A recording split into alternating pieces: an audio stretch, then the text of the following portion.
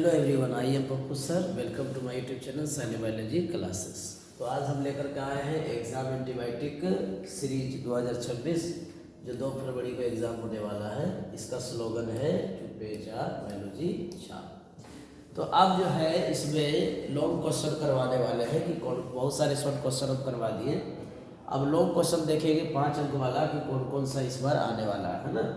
चलिए तो उसको हम देखते हैं। तो इसमें से सबसे पहला क्वेश्चन इसमें बन जाता है कैंसर, कि ये क्या होता है ना, क्या है, क्या है। इसके आपको क्या करना है, सिम्टम्स लिखना है ना। यानी पूरा इसका कहा जाता है पूरा डिटेल, इसका क्या करना है कि पूरा डिटेल आपको करना है। ये लॉन्ग क्वेश्चन में पूछा जाएगा। तो किस प्रकार से इस प्रश्न को जो है हम क्लियर करेंगे उसको देखेंगे, ठीक है। चलिए तो पहले इसको देख लेते हैं कि कैंसर क्या है। तो इसके लिए आंसर में कैंसर का हेडिंग लगा देंगे और लिखेंगे कि अनियमित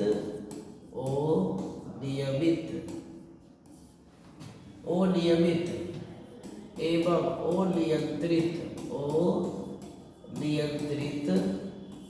कोशिका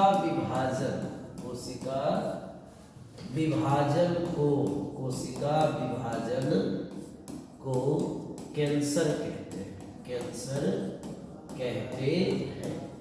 यानी कि हम लोग कैंसर किसको कहेंगे कि जब आपकी कोशिका क्या होगा कि अनियमित और क्या होगा कि अनियंत्रित, क्या होगा अनियंत्रित, क्या करेगा विभाजन करता है, क्या करेगा विभाजन करेगा।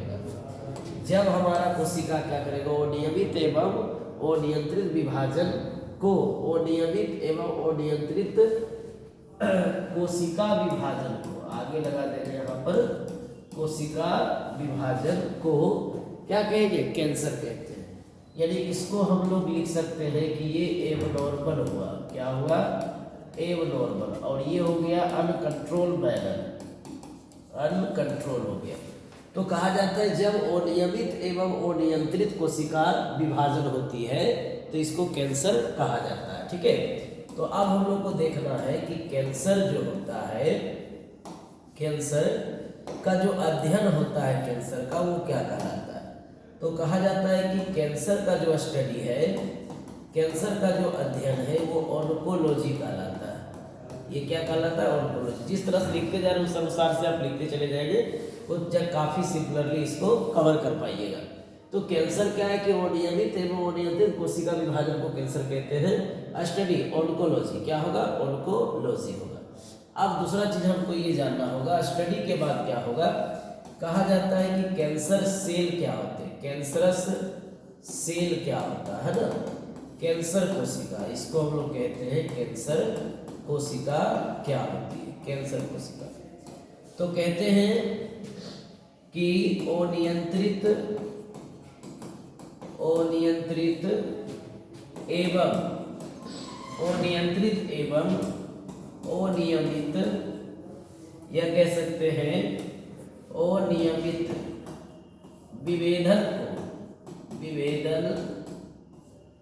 अनियंत्रित एवं अनियमित विभेदन युक्त कोशिका कैंसर कोशिका कहलाता है, कैंसर कोशिका कहलाता है, कैंसर कोशिका कहलाता है।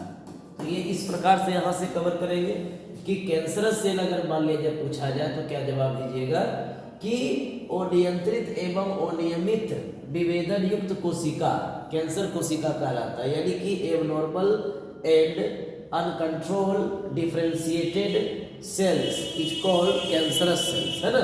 अनियंत्रित एवं अनियमित विभेदन युक्त कोशिका को कोशिका कैंसर कोशिका कहलाता है, ठीक है। चलिए तो कैंसर कोशिका आप लोग जान चुके हैं। अब यहाँ पर एक आता है कॉन्टैक्ट इनहिबिशन आता है टर्म। अब इसमें हम लोग देखते हैं कि कॉन्टैक्ट इनहिबिशन क्या होता है, इनहिबिशन क्या होता है। अब कहा जाता है इसको हिंदी में कहते हैं संपर्क इनहिबिशन, यानी संपर्क इनहिबिशन, यानी रुकावट इसको हम लोग कहते हैं, संपर्क इनहिबिशन। तो संपर्क इनहिबिशन क्या होता है, क्लियर वीडियो आ रहा है, हाँ चलिए ठीक है। तो संपर्क इनहिबिशन क्या होता है? कहा जाता है कि सामान्य कोशिका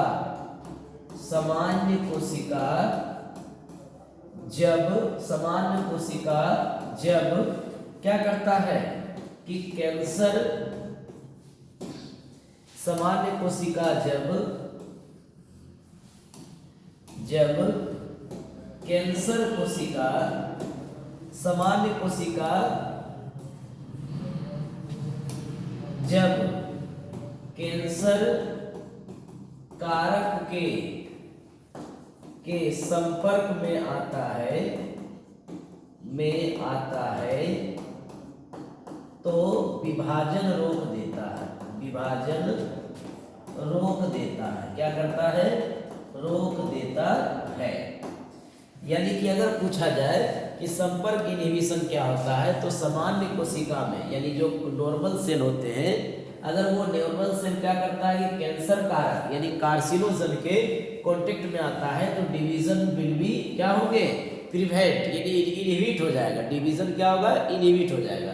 तो अगर विभाजन रुक जाता हो, जैसे ही अगर मान लिया जाए ये कैंसर का जो है ये कैंसर कारक है और ये हमारा सामान्य कोशिका है, ठीक है।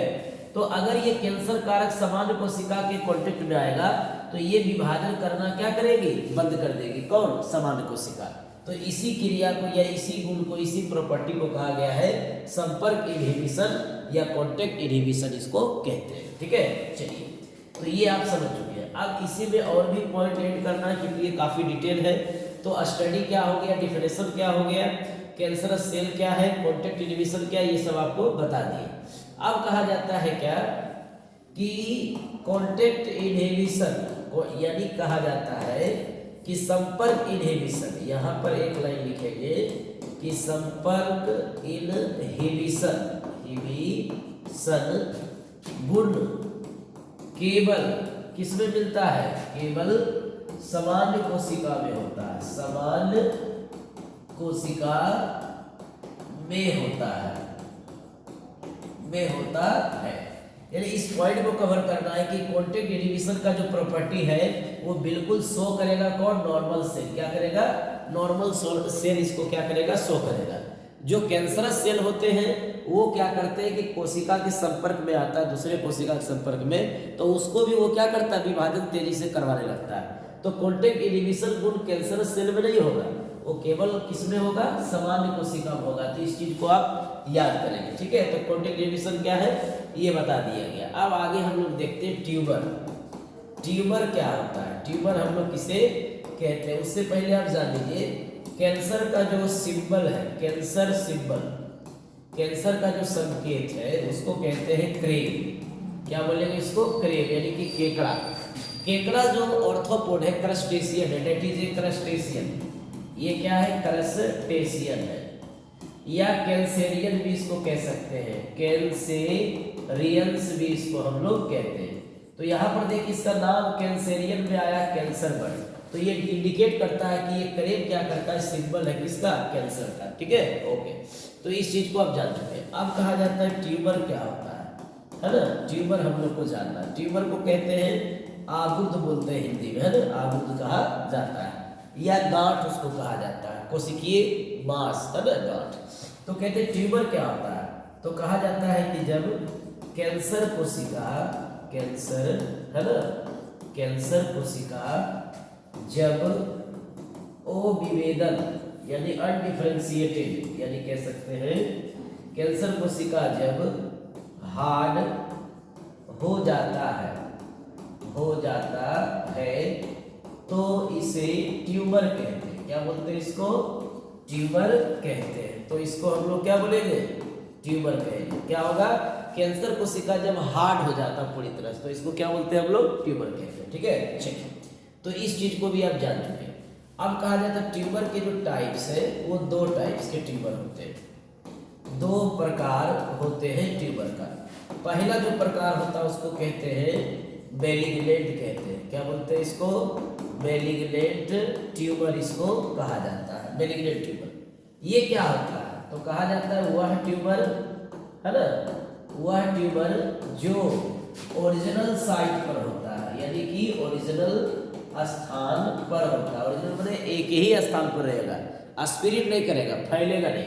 वह ट्यूमर जो ओरिजिनल स्थान पर होता है ना, होता है।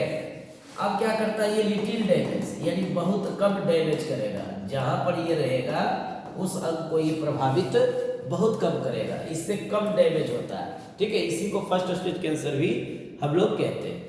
तो ये एक ही अंग को प्रभावित करेगा और लंबे समय तक रहेगा एक ही जगह पर। तो यहाँ पर हम लिखेंगे लॉन्ग पीरियड। लॉन्ग पीरियड ये क्या करता है, लॉन्ग पीरियड लोकेटेड। अब यहाँ पर इसको इतना अंग्रेजी नहीं कवर कर सकते, सिंपल में कर देंगे कि एक स्थान पर अधिक समय तक रहता है, अधिक समय तक रहता है। इसलिए लोगों का इलाज सक्सेस माना जाता है 99%, 1% फिर भी नहीं है मानेंगे। तो 99% सक्सेस माना जाता है कि मैलिग्नेंट ट्यूमर अगर किसी पेशेंट में बन रहा है तो उसका ट्रीटमेंट अगर हो जाए तो उसको कैंसर से जल्दी ठीक किया जा सकता है। कहा जाता है ये शरीर के जिस अंग पर होता है उसको बहुत कम क्षति पहुंचाता है। और दूसरी बात ये एक ही जगह होता है जिसको ओरिजिनल साइट कहते हैं, यानी निश्चित स्थान कहते हैं। और ये एक स्थान पर 1-2 मिनट, 1 दिन 2 दिन नहीं, ये लंबे समय तक रहता है। इसलिए इस अवस्था में इलाज आप आराम से करवा सकते हैं, है ना, पता चलने के बाद। ओके, चलिए, तो इस चीज को आप जान चुके हैं। अब हम लोग देखेंगे दूसरा, जिसको कहते हैं मैलिग्नेंट ट्यूमर। सॉरी, ये मैलिग्नेंट नहीं था, ये बेंजाइन था। यहाँ पर आप बेंजाइन ट्यूमर कर देंगे, बाकी में सारा चीज ठीक है। ये क्या होगा, बेंजाइन, है ना, बेंजाइन ट्यूमर हो जाएगा। बेंजाइन ट्यूमर, इसको कहेंगे हम लोग बेंजाइन ट्यूमर। ये हो गया बेंजाइन ट्यूमर। अब होगा मैलिग्नेंट ट्यूमर। इसका डेफिनेशन यहाँ से आप बढ़िया से लिखेंगे। क्या होता है मैलिग्नेंट ट्यूमर, जो क्या करता है कि ओरिजिनल साइट पर नहीं होता है, एक अंग से दूसरे अंग में वो फैलता है। और ये लिटिल डैमेज नहीं करेगा, ये क्या करेगा, बहुत ज्यादा डैमेज करेगा उनको। तो कहा जाता है कि वह ट्यूमर जो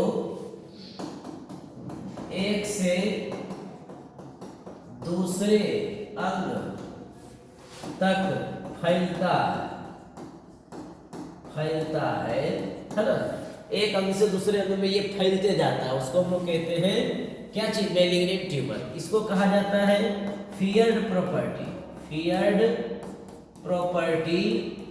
प्रॉपर्टी ऑफ कैंसर, यानी ये कैंसर का सबसे डरावना स्थिति है, कह सकते हैं भयावह स्थिति है। अगर ये ट्यूमर बन गया तो उस व्यक्ति की मृत्यु तय है ना। इसमें किसी प्रकार का ट्रीटमेंट डायग्नोसिस पॉसिबल नहीं होता, कॉम्प्लिकेशन क्रिएट होते जाते हैं, हाई लेवल के कॉम्प्लिकेशन हो जाते हैं, अनकॉन्शियस स्टेज में आ जाता है पेशेंट, उसको बचाना काफ़ी मुश्किल होता है। इसलिए एक टर्म हमने यूज किया, feared property of cancer. Objective में आएगा कि निम्न में से किस ट्यूमर के लिए फियर्ड प्रॉपर्टी लगता है, भयावह गुण वाला ट्यूमर कौन सा है, डरावना गुण वाला ट्यूमर कौन सा है, हंसाने वाला, तो कहिएगा मैलिग्नेंट ट्यूमर है। इसलिए इसको मैलिग्नेंसी स्टेज भी कहते हैं और ये कैंसर का सेकेंड स्टेज है। ओके, चलिए, तो हमने ट्यूमर देख लिया, ट्यूमर क्या होता है ये सब देख लिया। अब नेक्स्ट हम लोग देखेंगे जिसका नाम है कार्सिनोजन। क्या होगा, कार्सिनोजन होगा। कार्सिनोजन किसको कहते हैं, तो कहा जाता है कि कैंसर उत्पन्न करने वाले कारक, कैंसर उत्पन्न करने वाले कारक को कार्सिनोजन कहते हैं। कार्सिनोजन कहते हैं, क्या कहते हैं, कार्सिनोजन कहते हैं। ओके, अब कहते हैं इसके भी टाइप्स होते हैं, इसके भी प्रकार काफी इजीली चुटकी में डील कर लेना है। पहला जो प्रकार है वो भौतिक है। वो क्या होगा, भौतिक। भौतिक में आपको क्या लिखना है, फिजिकल में आयनीकरण और ओ आयनीकरण लिखिएगा, सिंपल में आयनीकरण और प्लस कर दीजिएगा ओ आयनीकरण, ओ आयनीकरण कर दीजिएगा। ओके, चलिए, ये हो गया आपका भौतिक प्रॉपर्टी। अब कहा जाता है दूसरा, अगर पूछा जाए कि रासायनिक में क्या होगा, रासायनिक में आप क्या लिखिएगा, तो कहते हैं कि स्मोक, यानी कि जो स्मोकिंग करता है उससे जो धुआं होता है ना, स्मोक, टोबैको, क्या होगा, टोबैको च्यूइंग यानी तंबाकू जो हम लोग चबाते हैं, तंबाकू जो होता है ना, स्मोक यानी धुआं, धुआं को पीना या मान लीजिए तंबाकू को खाना, ये सभी रासायनिक कार्सिनोजन है ना, इससे आपको ओरल कैंसर वगैरह होता है। तीसरा आपका जो है भौतिक रासायनिक, उसके बाद आता है जिसका नाम है क्या उसको कहते हैं नेक्स्ट को, बायोलॉजिकल यानी कि जैविक होता है, जैविक या उसको कहते हैं हम लोग विकिरण। क्या होगा, ये हो गया बहुत फिजिकल, केमिकल और क्या हो जाएगा बायोलॉजिकल। अब कहा जाता है कि जैविक जो होते हैं, जैविक कार्सिनोजन जो होता है, बायोलॉजिकल जो होता है, वो क्या करता है कि आपका ये HIV वायरस होते हैं प्लस HPV होता है, इसको ह्यूमन इम्यूनो डिफिशियंसी वायरस कहते हैं, इसको ह्यूमन पेपिलोमा वायरस कहते हैं। अब कहा जाता है ह्यूमन पेपिलोमा वायरस क्या करता है, सर्वाइकल कैंसर क्रिएट करता है, सर्वाइकल कैंसर ये पैदा करता है। और HIV क्या करता है, कपोसी ऑफ सार्कोमा, कपोसी ऑफ सार्कोमा, ये भी एक प्रकार का कैंसर ये क्रिएट करता है, कपोसी ऑफ सार्कोमा और ये सर्वाइकल कैंसर। तो ये सभी जो वायरस होते हैं, वायरस जो वायरस होता है वो कैंसर के एजेंट होते हैं, उसको हम लोग बायोलॉजिकल एजेंट भी कहते हैं। तो ये सारे आपके क्या हो गए, कार्सिनोजन हो गया, ये सभी क्या हो गया, कार्सिनोजन हो गया। ओके चलिए, तो अब हम लोग देखते हैं जिसका नाम हो जाएगा कार्सिनोजन के बाद क्या हो जाएगा, कार्सिनोजेनेसिस। कार्सिनोजेनेसिस क्या होता है, तो कहा जाता है कि शरीर में है ना कैंसर के विकास, शरीर में कैंसर का विकास, शरीर में जब आपका क्या होगा, कैंसर का क्या होगा, कैंसर का विकास होगा, शरीर में जब कैंसर का क्या होता है, विकास होता है ना, होता है, तो इसे हम लोग क्या कहते हैं, तो इसे कार्सिनोजन कहते हैं। क्या बोलते हैं, कार्सिनोजेनेसिस कहते हैं, कार्सिनोजेनेसिस कहते हैं। तो इसको हम लोग क्या बोलेंगे, कार्सिनोजेनेसिस कहेंगे, कोई दिक्कत इसमें नहीं, ठीक है। चलिए कार्सिनोजेनेसिस को कहेंगे। अब हम लोग देखते हैं दूसरा जिसका नाम होगा कार्सिनोजेनेसिस के बाद हम लोग अब नेक्स्ट डील करते हैं, है ना, उसको कहा जाएगा जिसको हम लोग कहेंगे कार्सिनोजन को ये कवर करने के बाद अब अगला आता है बारी जिसको कहा जाता है क्या उसको बोलेंगे, उसको कहा जाएगा ट्रीटमेंट। क्या होगा, इससे पहले हम लोग सिम्टम्स देख लेते हैं या कैंसर के टाइप्स देख लेते हैं, टाइप्स ऑफ कैंसर। तो कैंसर का जो टाइप्स होता है वो आपका सबसे पहला होता है मेलानोमा होता है, मेलानोमा। क्या होता है मेलानोमा, तो कहते हैं कि मेलेनोसाइट, जो मेलेनोसाइट होता है, मेलेनोसाइट है ना, प्रभावित होता है इसमें। कौन सी कोशिका इसमें होती प्रभावित, मेलेनोसाइट इसमें प्रभावित होती है। दूसरा हो जाता है सारकोमा। क्या होता है, सारकोमा। सारकोमा में क्या होता है, संयोजी उत्तक प्रभावित होता है, संयोजी उत्तक जो होता है वो क्या होता है, प्रभावित होता है, इसको कहते हैं हम लोग सारकोमा। जैसे एग्जांपल में अगर हम दे देंगे तो ऑस्टियोमा दे सकते हैं, क्या दे सकते हैं इसमें, ऑस्टियोमा दे देंगे। ओके चलिए, तो अब अगला हम लोग तीसरा देखते हैं जिसका नाम हो जाता है कार्सिनोमा। कार्सिनोमा हो जाता है। कार्सिनोमा की अगर बात करेंगे तो क्या होता है कि इसमें कौन सा होता है उत्तक प्रभावित, इसमें उपकला उत्तक है ना प्रभावित होता है। क्या होता है, प्रभावित होता है। तो उपकला उत्तक इसमें क्या होता है आपका, प्रभावित होता है। उसके बाद अगला आ जाता है ये, इसको हम लोग कहते हैं लिकेमिया, लिकेमिया या इसी को कहा गया है ब्लड कैंसर, ब्लड कैंसर इसको जो है कि कहा गया। कहते इसमें हीमेटोपोएटिक सेल, इसमें हीमोपोएटिक है ना सेल प्रभावित होता है। इसमें हीमोपोएटिक सेल क्या करता है, प्रभावित होता है। तो हीमोपोएटिक सेल्स इसमें बहुत सारे होते हैं, लेकिन मेनली क्या होगा तो WBC होगा। क्या होगा? WBC, यानी increase number of WBC। WBC की संख्या क्या होती है कि ब्लड कैंसर में बहुत ज़्यादा बढ़ जाती है, इसलिए शरीर देखते हुए पीला हो जाता है। तो लीकेमिया हुआ, कार्सिनोमा हुआ, सार्कोमा हुआ, मेलानोमा हुआ। मेलानोमा में क्या होता है कि मेलानोसाइट कोशिका प्रभावित होती है। सार्कोमा में क्या होता है, हमारे शरीर के जितने भी संयोजी ऊतक हो गए, जैसे बोन हो गया, कार्टिलेज हो गया, ये सभी प्रभावित हो गए।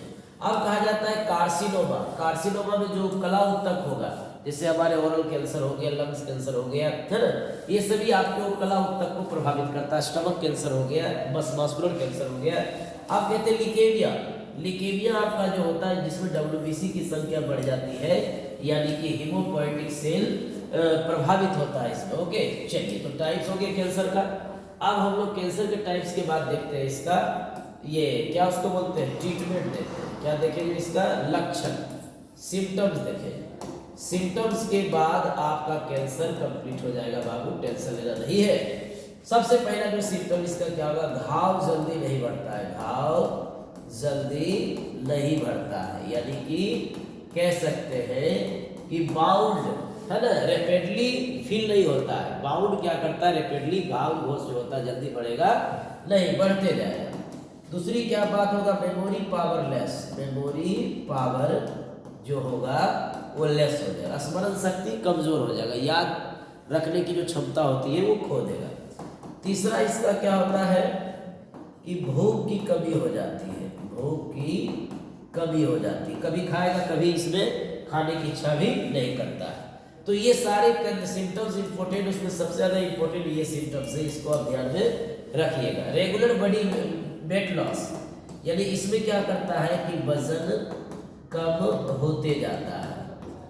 शरीर का जो वजन होगा इसमें कम होते चला जाएगा, यानी रेगुलर बॉडी लॉस हो जाएगा, है ना, बॉडी वेट लॉस हो जाएगा। वेट लॉस, शरीर का वजन दिन प्रतिदिन घटते जाना, भूख बहुत कम लगना जैसे एड्स में होता है, मेमोरी पावर लेस हो जाता है, घाव जल्दी नहीं बढ़ता। तो ये सभी इसके सिम्टम्स हो गए, क्लिनिकल सिम्टम्स हो गए कैंसर का, जो आपको यहाँ पर कवर करना।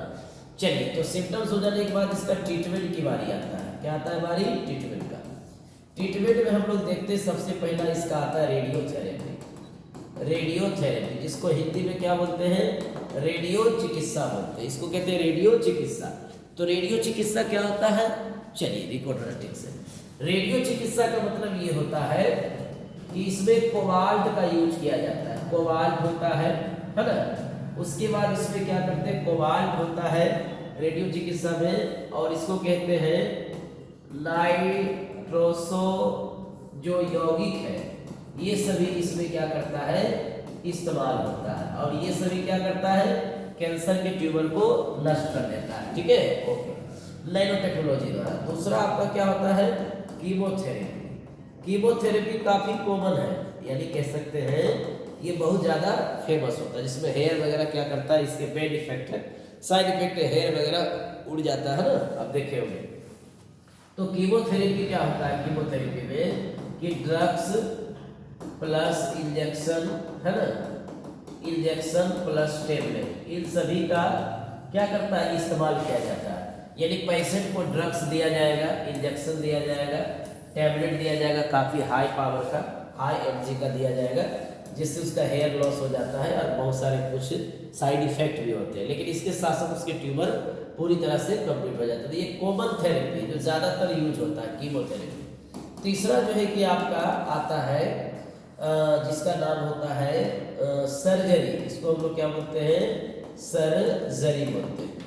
सर्जरी में एक्चुअली आपको करिएगा क्या, सर्जरी में क्या कीजिएगा कि जो कैंसर ग्रसित अंग को, है ना, हटाया जाता है, यानी कि ऑपरेशन द्वारा कैंसर से ग्रसित अंग को ही काट करके हटा देता है, उसको सर्जरी कहते हैं। चौथा आता है एमिनियोथेरेपी, जिसको कहते हैं प्रतिरक्षा चिकित्सा। इसमें क्या होता है कि मोनोक्लोनल एंटीबॉडी का इस्तेमाल होता है। मोनोक्लोनल, है ना, एंटीबॉडी, मोनोक्लोनल एंटीबॉडी का क्या होता है, इस्तेमाल होता है। मोनोक्लोनल एंटीबॉडी का आप इसमें इस्तेमाल कीजिएगा, है ना, जो माइस से बनता है और बैक्टीरिया के यूज से इसको बनाया गया है। तो ये इम्यूनोथेरेपी में आता है कि आपके शरीर का जो इम्यूनिटी पावर क्या होगा, मजबूत कर देगा। किसकी अपेक्षा? कैंसर के ट्यूमर से लड़ने की अपेक्षा आपके शरीर का जो इम्यूनिटी पावर उसको बढ़ा देगा। कौन? मोनोक्लोनल एंटीबॉडी जब आपके शरीर में दिया जाएगा इंजेक्शन के द्वारा। अब अगला आता है पांचवा, जिसको हम लोग कहते हैं बायोलॉजिकल रिस्पॉन्स मॉडिफायर। ये एक सबस्टांस है, दैट इज ए प्रोटीन, एक प्रकार का प्रोटीन प्रकृति का होता है। बायोलॉजिकल रिस्पॉन्स मॉडिफायर या बायोलॉजिकल मॉडिफायर रिस्पॉन्स कहते हैं कि अल्फा इंटरफेरोन ये क्या करता है कि ट्यूमर के प्रति है ना, ट्यूमर को क्या करता है, ट्यूमर के प्रति क्या करता है, प्रतिरक्षा उत्पन्न करता है ना, करता है। ये किस नेचर का है? तो ये प्रोटीन है, एक्चुअली ये क्या है? प्रोटीन। अल्फा इंटरफेरोन जो एक बायोलॉजिकल रिस्पॉन्स मॉडिफायर, ये ऑब्जेक्टिव में भी कवर कर सकता है। तो इस प्रकार से यहाँ से ध्यान से रखिएगा, यानी कि जो आपके शरीर में जो ट्यूमर कैंसर का है उसको वो नॉर्मल सेल्स में बदलने की काबिलियत रखता है। कौन? अल्फा इंटरफेरोन, जो एक प्रोटीन प्रकृति का है एक्चुअली। ठीक है, तो हमने क्या किया, ट्रीटमेंट देख लिया, सिम्टम्स देख लिया। अब इसका क्या देखेंगे? डायग्नोसिस के बाद इसका देखेंगे हम लोग, जिसको कहेंगे क्या उसको बोला जाता है, डायग्नोसिस के बाद इसका देखेंगे प्रिवेंशन क्या होता है। चलिए, तो डायग्नोसिस इसका देखिएगा, डायग्नोसिस क्या होता है? निदान। डायग्नोसिस का मतलब जांच होता है या निदान होता है। जांच में क्या क्या होता है? एमआरआई। क्या होगा? एमआरआई। इसको कहते हैं मैग्नेटिक रेजोनेंस इमेजिंग, इसका फुल फॉर्म होता है मैग्नेटिक रेजोनेंस इमेजिंग, लेकिन आपको यहाँ से कोई मतलब इसके लिए नहीं रखना फुल फॉर्म से। दूसरा क्या है? सीटी स्कैन, यानी सीटी स्कैन का जो फुल फॉर्म है कंप्यूटराइज्ड टोमोग्राफी, ये कंप्यूटर बेस्ड होता है, इसको सीटी स्कैन कहा जाता है। अब कहा जाता है तीसरा होगा यूएसजी, अल्ट्रासोनोग्राफी आप करवा के देख सकते हैं, या फिर आपको एक्सरे करवा के देख सकते हैं। क्या चीज? एक्सरे से भी आप कैंसर के ट्यूमर को पता लगा सकते हैं किस ऑर्गन को प्रभावित कर रहा है। उसके बाद कोलोनोस्कोपी भी इसका कर सकते हैं, कोलोनोस्कोपी भी इसका कर सकते हैं, यानी कि एक पाइप रहता है जो माउथ से लेकर के जिस अंत तक है वहां तक पहुंचाता है, इसको कोलोनोस्कोपी कहते हैं। कोलोनो वर्ड का मतलब होता है एलिमेंट्री कैनाल को इंट्रोड्यूस कर रहा है, यानी इंटेस्टाइन को इंट्रोड्यूस कर रहा है। ओके, तो कोलोनोस्कोपी चेक से भी पता चलता है कि कैंसर है कहाँ पर या नहीं है। ओके, चलिए, तो MRI, CT scan, USG, x ray, उसके बाद आपका एलिसा में भी क्या होता है, एलिसा के द्वारा भी इसको डिटेक्ट किया जाता है, पीसीआर के द्वारा भी इसको क्या किया जाता है, डिटेक्ट किया जाता है। तो ये सभी इसका जांच हो गया। तो जांच करके आप इस तरह से पता कर सकते हैं कैंसर किस अंग को है, कितना प्रभावित हुआ है। ठीक है ना। चलिए, तो इस तरह से आप जानने के बाद अब यहाँ देखेंगे कि कुछ पॉइंट है, जैसे कि एस्ट्रोजन क्या करता है, एक्ट एज, है ना, एस्ट्रोजन क्या करता है, एक हार्मोन है, ये फीमेल हार्मोन है, तो एक्ट एज कैंसर एजेंट, ये कैंसर कारक के रूप में काम करता है शरीर में, स्त्री शरीर में, जिसको कौन सी बीमारी पैदा करता है, ब्रेस्ट कैंसर। क्या होगा ये, इसको लिख सकते हैं सर्वाइकल कैंसर। क्या होगा इसका, सर्वाइकल कैंसर, है ना, ये हो गया सर्वाइकल कैंसर। अब कहा जाता है कि टेस्टोस्टेरोन पुरुष में होता है, टेस्टोस्टेरोन होता है पुरुष में, तो पुरुष में ये क्या करता है, एक्ट एज कैंसर एजेंट, ये कैंसर एजेंट के रूप में यूज होता है। और इससे कौन सी बीमारी होती है, प्रोस्टेट कैंसर इससे होती है। क्या होता है, प्रोस्टेट कैंसर। ये हो गया नॉर्मल। अब कहा जाता है ये स्त्रियों में होती है और ये किसमें होता है, पुरुष में होता है। तो ये देखो एक्चुअली हार्मोन है, ये भी हार्मोन है, ये प्राइमरी सेक्स ऑर्गन ओवरी से निकलता है और ये प्राइमरी सेक्स ऑर्गन टेस्टिस से निकलता है। ये मेल में निकलता है और ये फीमेल में सर्वाइकल कैंसर इसके वजह से होता है, इसके इम्बैलेंस से, हार्मोन के इम्बैलेंस से। अगर मान लिया जाए ये बहुत ज़्यादा कम हाई और लो लेवल में हो रहा है, ये नॉर्मल लेवल में नहीं चल रहा, तो उस स्त्री को सर्वाइकल कैंसर होने से कोई रोक नहीं सकता, जिसको बच्चेदानी का कैंसर भी कहते हैं। ओके, चलिए, अब टेस्टोस्टेरोन क्या करता है कि एक्ट एज कैंसर एजेंट, ये प्रोस्टेट कैंसर यानी पेशाब की थैली का कैंसर इसको हम लोग बोलते हैं। चलिए, तो कैंसर पर जब भी पूछा जाएगा तो इस प्रकार से आप लिखेंगे। लॉन्ग क्वेश्चन यहाँ तक कंप्लीट है, एक एक लाइन को डील करेंगे जिससे हम किए हैं। चलिए, तो इस वीडियो को शेयर करें और लाइक करें और चैनल को सब्सक्राइब करें। Thank you. हम नेक्स्ट वीडियो में लेकर आते हैं नेक्स्ट लॉन्ग क्वेश्चन आपके लिए लेकर आएंगे। Thank you.